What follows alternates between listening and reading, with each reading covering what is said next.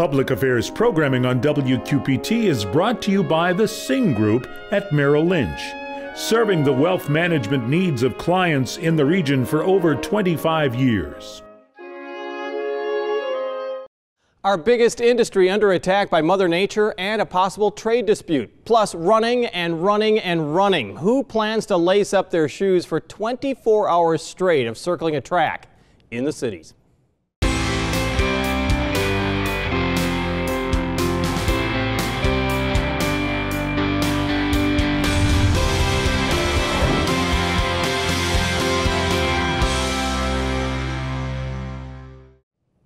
We'll talk about a day of running that just doesn't end in a moment. But first, a forecast on farming.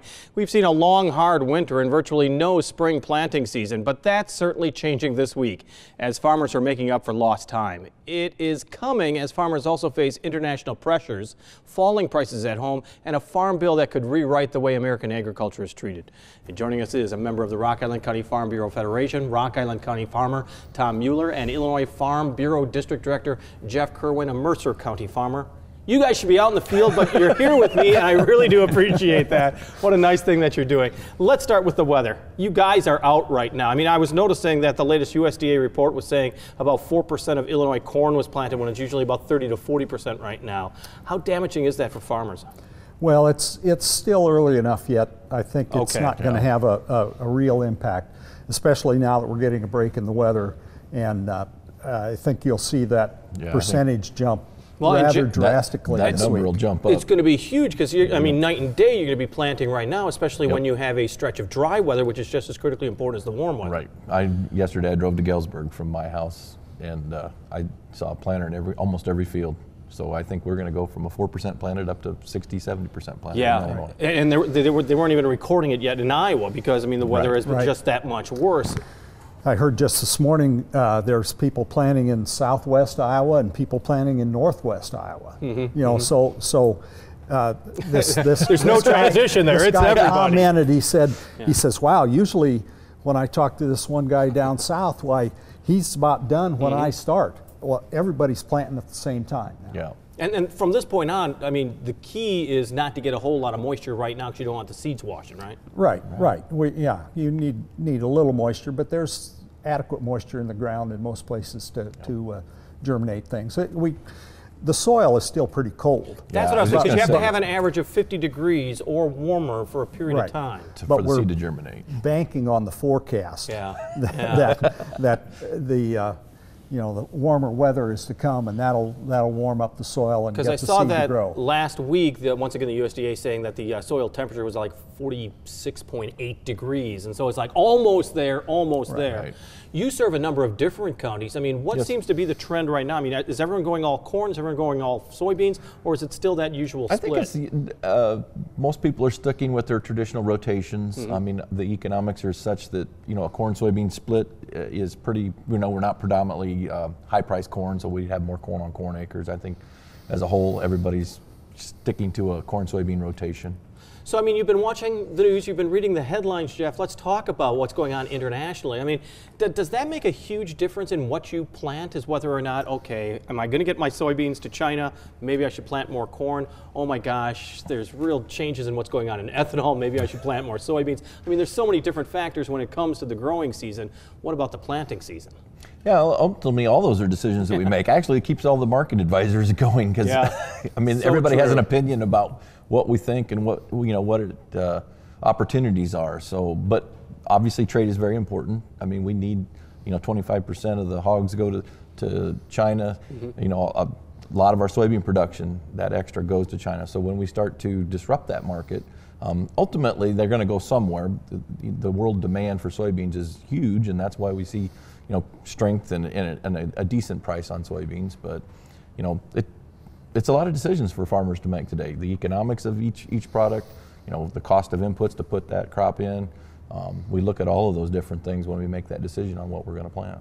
Well, and Tom, I'm talking about the cash crops. I'm talking about the soybeans and the corn, but what about livestock as well? I mean, the pig farmers in our area were really hit for a number of years. I mean, the market really fell off. Then Japan not buying American pork. Well, once again, that's a major concern as well in this area. Right. No, there's a lot of pork. That's kind of what's been supporting the pork industry, and they've undergone quite an expansion here in the last 18 months or so. And this expansion was all based upon the fact that they're going to be able to export that pork to other countries, particularly Mexico. I was going to say, yeah. China. So when you talk Japan. about NAFTA, I mean, you talk about NAFTA, and I think a lot of people sit there and think about the assembly lines and think about, you know, air conditioners like Carrier. You don't really think of the farmers, which has a great deal of investment as far as livestock for Mexico. Right, right. And competition for corn and grains by Canada. Right. Mexico is our largest importer of U.S. corn.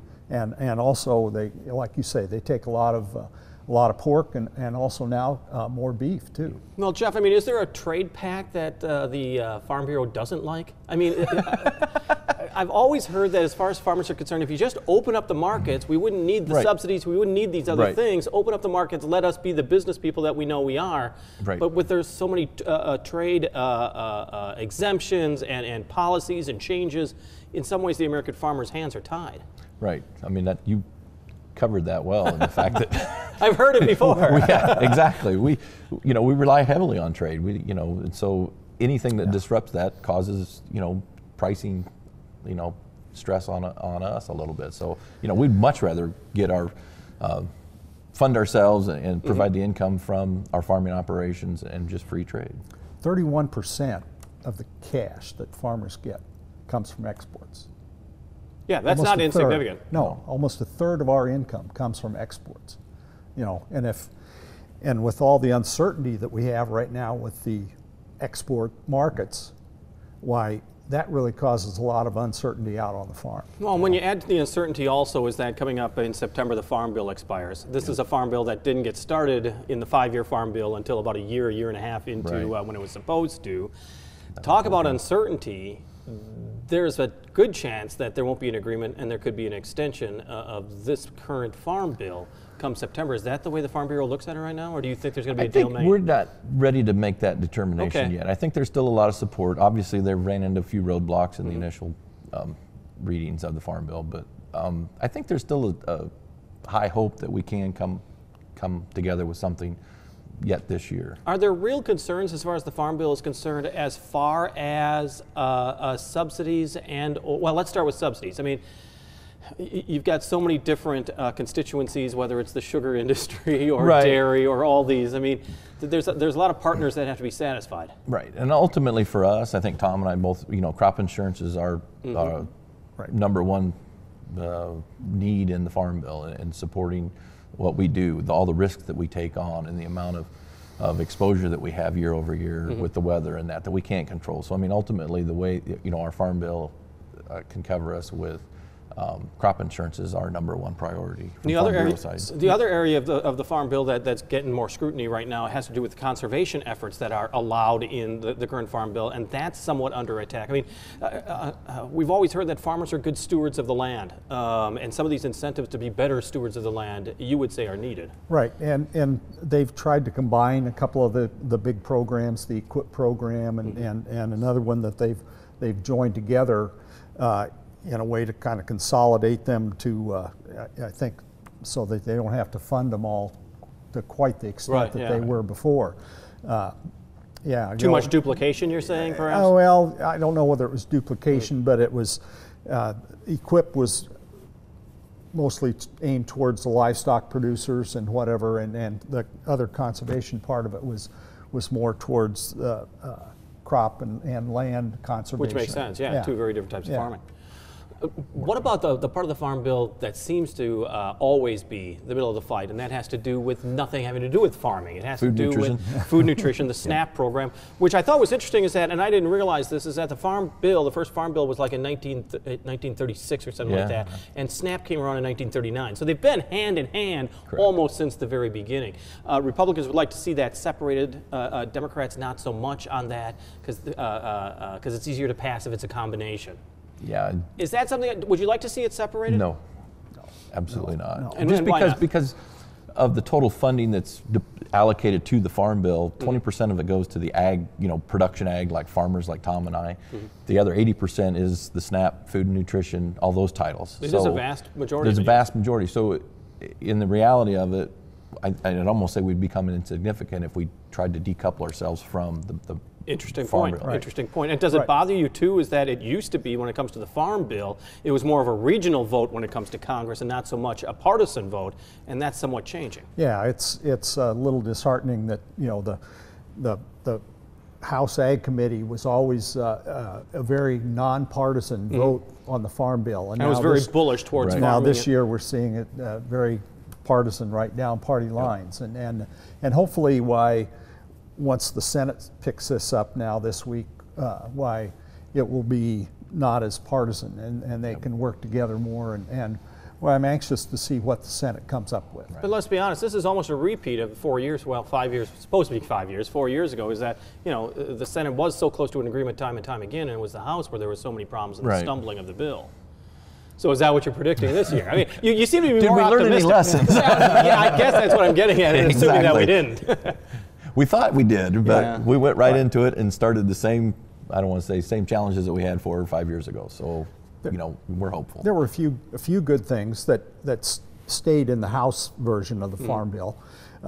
We kept the harvest price option, and that was very, very important in case there's we have to go with a price that's determined at the end of February, or else they can do a price at harvest time. And if there's a disaster like we had in 12, with the drought, why the price goes up, and then you get compensated on the harvest price, and that helps us quite a bit. And where it really helps is when you go to get financing, and a banker will say, "Oh, well, I don't know if I can finance you as much if you don't have that insurance that will cover that." Because to be honest, Jeff, is that one thing that farmers desperately need is stability. I mean, when you get stabilized the prices as far as the income and the expenditures are concerned, then it does make it easier to determine what you're going to do, what you're going to plant, as well as what you're going to buy from your nearby implement dealer. That's absolutely correct. And I mean, ultimately, we plant every year. We start the year out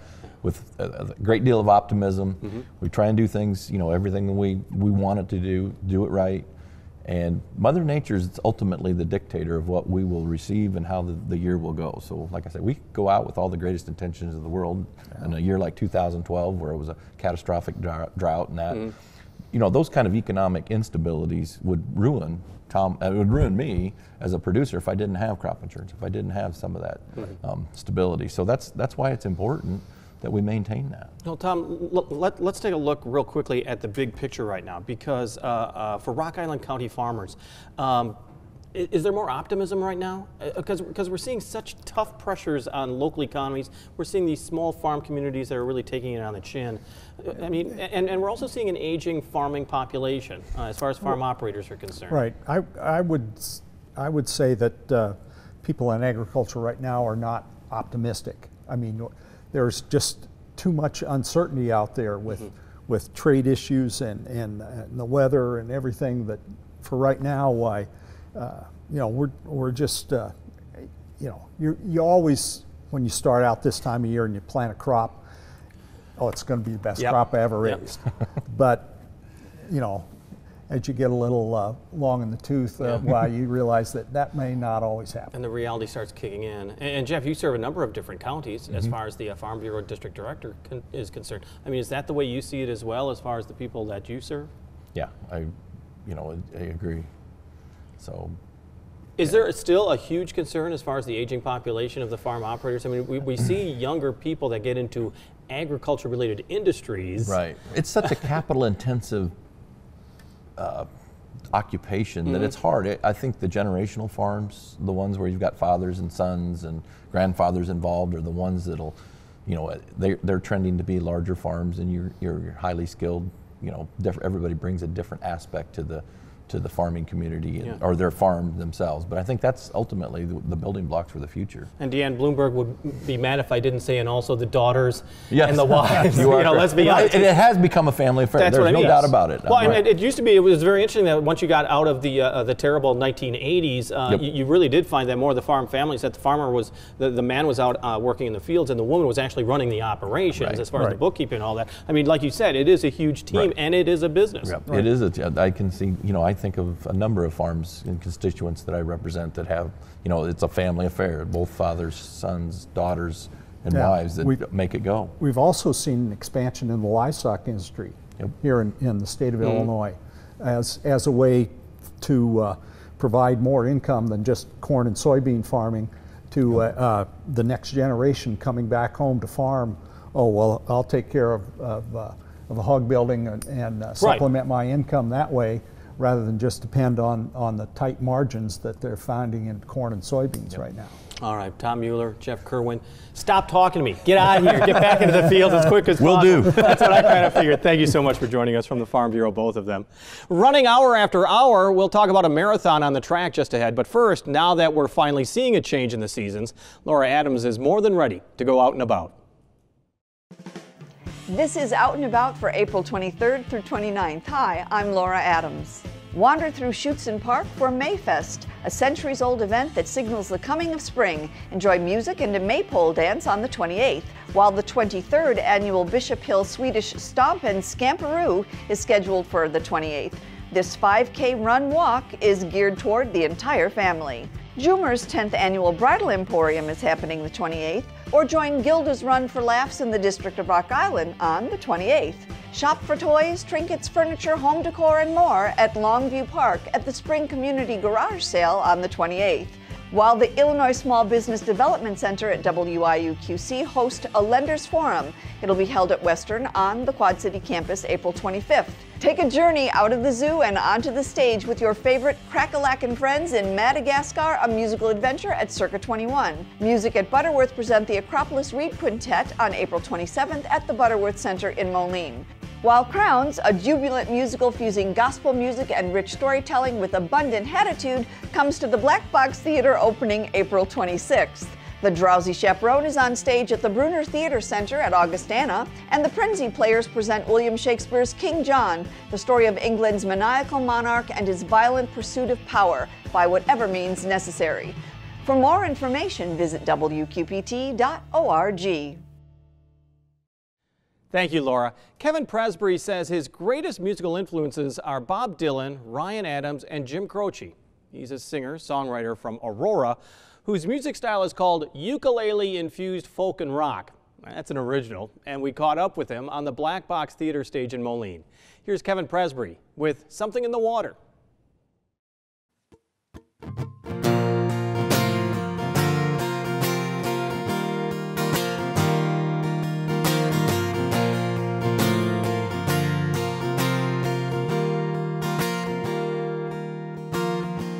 Greetings from Davenport. It's been a while now since we spoke. I can barely remember the nights we stumbled home drunk.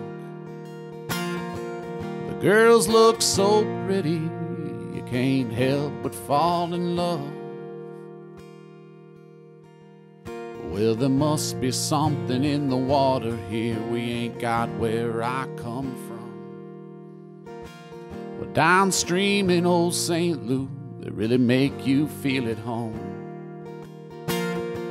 Midwestern girls with a little southern drawl. Well, they can break your heart now without saying a thing at all. Well, there must be something in the water here we ain't got where I come from. Well, there must be something in the water here we ain't got where I come from.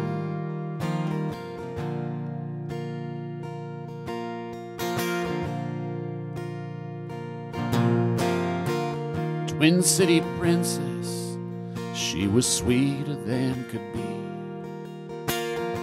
She had the bluest eyes that I think I've ever seen.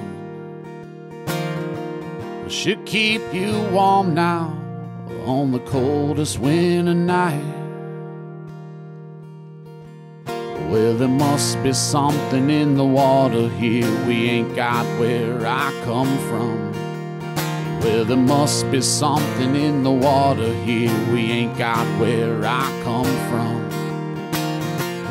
Wish I could take you home with me. It wouldn't be the same as it was. I couldn't make you wait for me. It wasn't fair.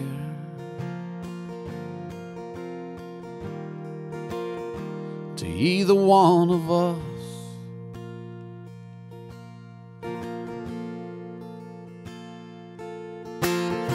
Spend time in Woodstock, a little town in Illinois. Those country girls sure love their country boys. Women shoot whiskey, well, they play their favorite songs.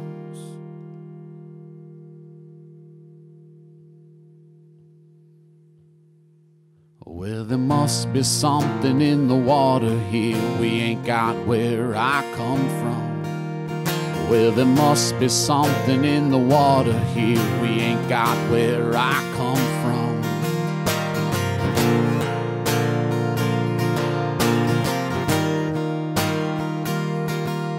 Well, there must be something in the water here we ain't got where I come from. Kevin Presbury with Something in the Water. Well, the weather is warmer. That has people lacing up and running, but there are so many runners who started hitting the trails and the highways and the sidewalks weeks, if not months ago, if they ever even stopped for the weather. The Corn Belt Running Club is always looking for new members, but it's their next big run that's drawing our attention tonight. And joining us is Bonnie Bush from the Corn Belt Running Club. Thank you so much for joining us. Thank you for having me. You are going to be hitting the North Scott track coming up, I want to get this right, Cinco de Mayo, May 5th, starting at 7 a.m. 7 o'clock in the morning we start things off. And then what? Then you keep on going as long as going. you can, and going and going. It's a 24-hour run. I mean, and you would think, holy cow, who would do this? But for 37 years, you found people to do it. We have. And, you know, it is a run. People do run, but for that length of time, you're probably mixing a few other things in. You're going to have to eat and drink along the way, maybe take a rest break once in a while, maybe do some walking. Maybe listening to music, chatting with others, whatever the case may be. But if you really want to put in a lot of miles, you're probably going to try to keep moving. Yeah. Are there specific rules? I mean, do you have to keep moving so many minutes per hour, or is it really a loose conception? It's very loose. We have a wide variety of people that are just willing to come out and see what they can do. That's really what this race is all about. There's a lot of races of varying distances, but this one is self-determined. It is what you can do on a given day, starting at 7 o'clock in the morning, going till 7 o'clock the next day. Not a lot of rules. Let's be honest. I mean, when it comes to running, it really is a personal sport. It is testing your endurance. It is testing just what you can do. And so this is kind of a nice way of doing it early in the year, May 5th. Well, and that's maybe a little tricky because the weather hasn't been really conducive to running outside. Very true. But nonetheless, I mean, it's weathering those elements. And we call the 24-hour run the race of truth, basically, because it's just you. It's you and what you can do in the time you have available. So yeah, you can take breaks. You can go see a movie if you'd like.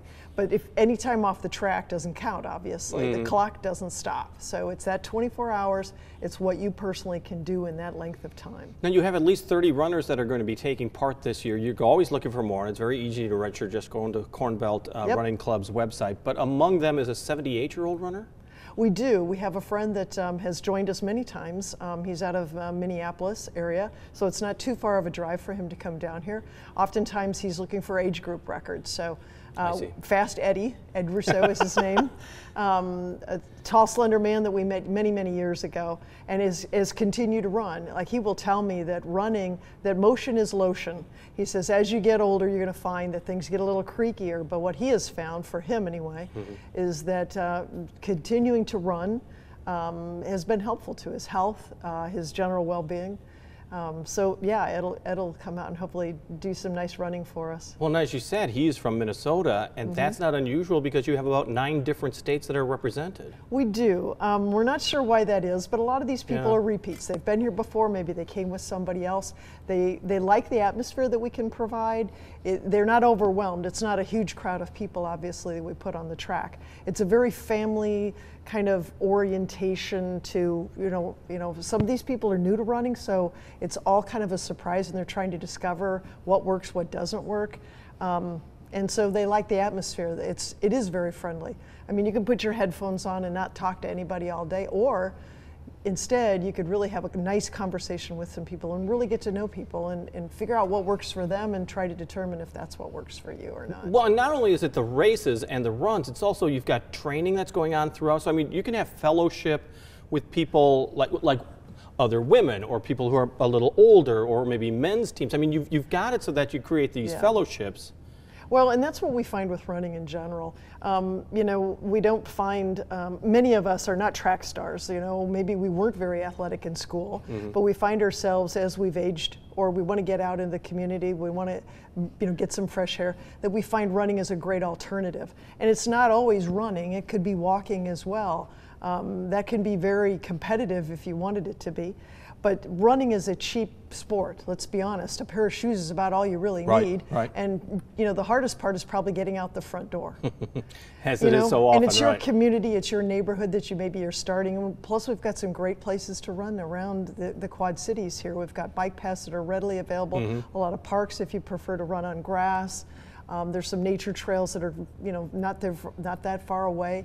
And the club here itself has promoted those sorts of things. They've just have started the women's running program. They do a track workout now that just started this yesterday, Tuesday. I did notice that, yeah. I mean, there's all sorts of opportunities. Plus, the number of races is really growing. I noticed on the website, I mean, there's so many different races, so many different types that can be done. Distances and terrains and just a wide variety of things that are out there. And I think that's one of the things that makes our 24-hour run unique. It is the longest race that the Quad Cities Corn Belt Running Club will put on. And once again, if you're interested, you want members. There's membership has its benefits. Well, yeah, but there's a race application on the website as well. It's got information. We think it's a good value in the sense that we provide both a dinner and a breakfast and food and some beverages in between. So on the track, we'll try to have hot foods periodically throughout the day and throughout the evening.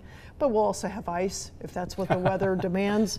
Some of those sorts of things as well. Bonnie Bush from the Corn Belt Running Club, thank you so much for joining us. And it's so easy to get registered.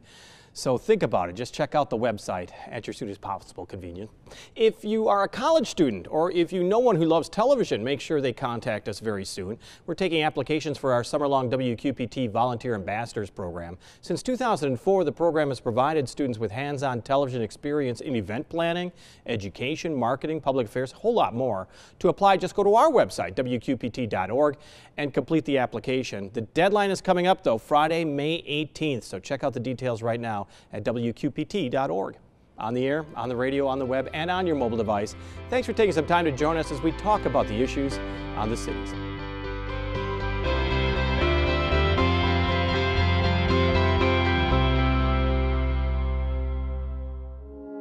Public Affairs programming on WQPT is brought to you by the Sing Group at Merrill Lynch, serving the wealth management needs of clients in the region for over 25 years.